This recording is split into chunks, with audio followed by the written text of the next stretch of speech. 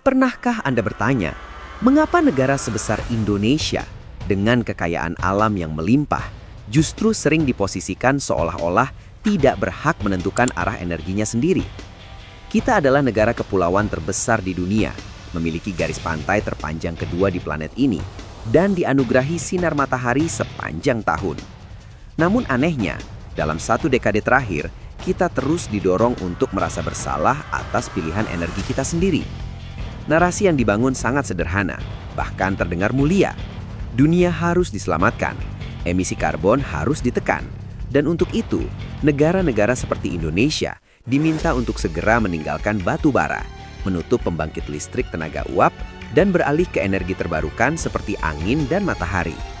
Sekilas, tidak ada yang salah, bahkan terdengar seperti sebuah kewajiban moral global.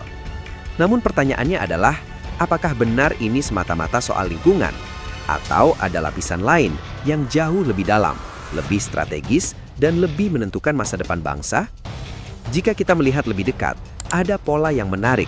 Negara-negara maju yang hari ini paling vokal mendorong transisi energi, justru membangun fondasi kekuatan ekonominya selama ratusan tahun menggunakan energi murah dari batu bara. Revolusi industri di Eropa tidak terjadi karena angin dan matahari, ia terjadi karena batu bara. Amerika Serikat menjadi raksasa ekonomi dunia bukan karena panel surya, tetapi karena minyak dan gas. Kini, ketika negara-negara berkembang seperti Indonesia mulai menunjukkan potensi untuk naik kelas melalui industrialisasi, tiba-tiba aturan mainnya berubah. Tangga yang dulu digunakan untuk naik seolah ingin ditarik agar tidak bisa digunakan oleh orang lain. Salah satu contoh nyata adalah skema pendanaan internasional seperti Just Energy Transition Partnership atau JETP. Program ini menjanjikan miliaran dolar untuk membantu Indonesia mempercepat transisi energi dan memensiunkan dini pembangkit listrik berbasis batu bara. Sekilas ini tampak seperti bantuan yang sangat menguntungkan. Namun, dalam dunia kebijakan internasional, tidak ada yang benar-benar gratis. Setiap bantuan selalu datang dengan syarat. Dan syarat tersebut seringkali tersembunyi dalam detail teknis yang jarang dibahas di ruang publik. Indonesia diminta untuk mengganti batu bara dengan energi terbarukan, khususnya tenaga surya dan angin. Masalahnya, teknologi utama untuk sistem ini, mulai dari panel surya hingga turbin angin skala besar, tidak sepenuhnya kita kuasai. Rantai pasok globalnya dikuasai oleh negara lain, terutama Cina dan sebagian negara Eropa. Artinya, kita berpotensi berpindah dari ketergantungan pada energi fosil menuju ketergantungan baru, yaitu ketergantungan pada teknologi impor. Kita bukan lagi produsen energi yang mandiri, melainkan pasar bagi produk energi negara lain. Lebih jauh lagi, ada persoalan teknis yang sering diabaikan dalam diskusi publik. Energi surya dan angin bersifat intermiten. Matahari tidak bersinar sepanjang waktu. Angin tidak selalu berhembus. Sementara itu, industri modern membutuhkan listrik yang stabil, konstan, dan dapat diandalkan selama 24 jam penuh tanpa gangguan. Bayangkan sebuah pabrik pengolahan nikel atau aluminium yang harus beroperasi tanpa henti.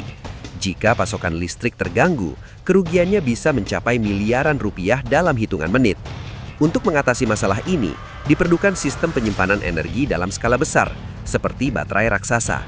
Namun teknologi ini masih sangat mahal dan belum efisien untuk kebutuhan industri berat.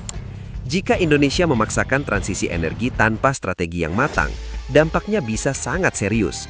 Biaya produksi listrik akan meningkat, tarif listrik naik, daya beli masyarakat turun, dan yang paling berbahaya, produk industri Indonesia menjadi tidak kompetitif di pasar global. Dalam perspektif strategis, ini bisa disebut sebagai jebakan industrialisasi.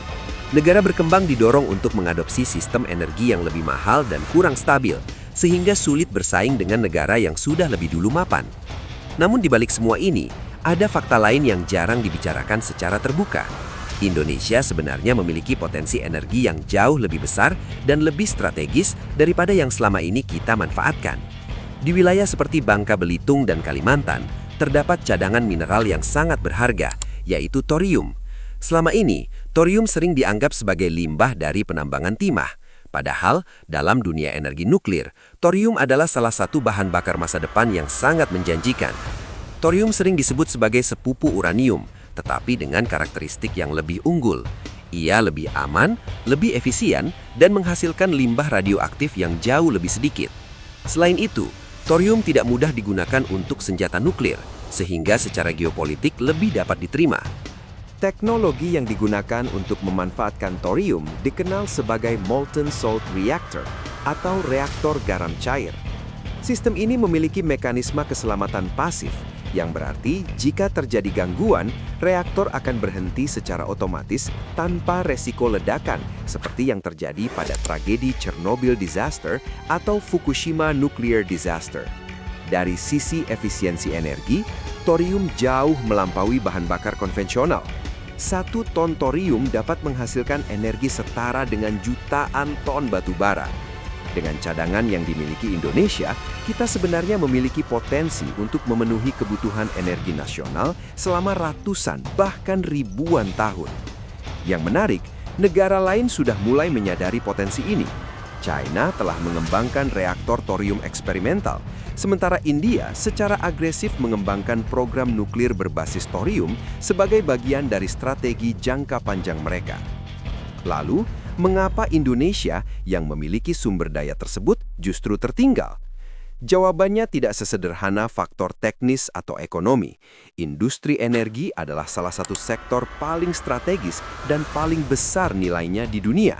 Di dalamnya terdapat kepentingan bisnis, politik, dan geopolitik yang saling terkait.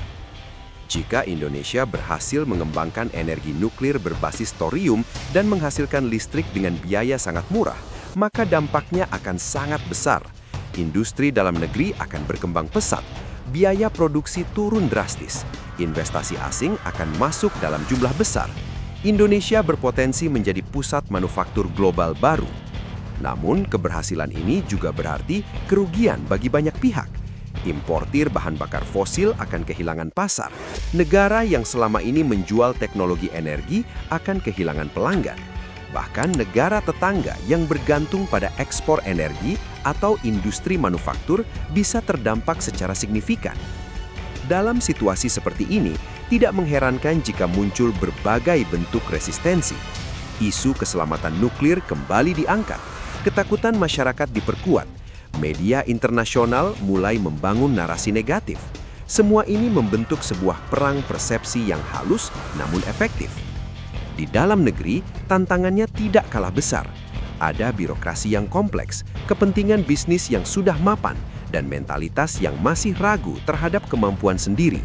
Semua ini menjadi hambatan yang harus dihadapi jika Indonesia ingin mengambil langkah besar menuju kemandirian energi. Dalam konteks ini, arah kebijakan pemerintahan baru menjadi sangat penting. Di bawah kepemimpinan Prabowo Subianto, target pertumbuhan ekonomi yang ambisius membutuhkan fondasi energi yang kuat. Tanpa energi murah dan stabil, industrialisasi tidak akan berjalan optimal. Pemerintah mulai melirik opsi nuklir, termasuk teknologi Small Modular Reactor atau SMR. Reaktor ini lebih kecil, lebih fleksibel, dan dapat dibangun lebih cepat dibandingkan pembangkit nuklir konvensional. Ini membuka peluang untuk menyediakan energi di berbagai wilayah, termasuk daerah terpencil dan kawasan industri baru. Jika strategi ini berhasil, dampaknya akan sangat besar. Indonesia tidak hanya menjadi mandiri secara energi, tetapi juga menjadi pemain utama dalam peta industri global. Investor akan melihat Indonesia sebagai lokasi ideal untuk membangun pabrik, pusat data, dan berbagai fasilitas produksi lainnya. Namun, jalan menuju ke sana tidak mudah. Tekanan dari luar akan terus meningkat. Narasi negatif akan terus dibangun, dan keputusan yang harus diambil tidak akan selalu populer. Pada akhirnya, ini bukan hanya soal teknologi atau ekonomi. Ini adalah soal keberanian politik dan visi jangka panjang. Apakah Indonesia berani mengambil resiko untuk masa depan yang lebih besar? Ataukah kita akan tetap berada dalam zona nyaman, mengikuti arus, dan menerima posisi sebagai pasar bagi produk negara lain? Sejarah menunjukkan bahwa negara yang berhasil maju adalah mereka yang berani mengambil keputusan besar di saat yang tepat.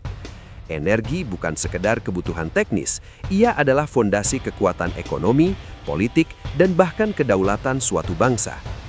Jika Indonesia mampu mengelola sumber daya energinya sendiri dengan teknologi yang tepat dan strategi yang matang, maka masa depan yang lebih mandiri dan sejahtera bukanlah sesuatu yang mustahil. Namun jika kita gagal memanfaatkan peluang ini, kita beresiko terjebak dalam ketergantungan yang berkepanjangan. Kini pilihan ada di tangan kita. Dunia sedang berubah dengan cepat, persaingan semakin ketat, dan siapa yang menguasai energi, dialah yang akan menentukan arah masa depan. Pertanyaannya adalah, apakah Indonesia siap mengambil peran itu?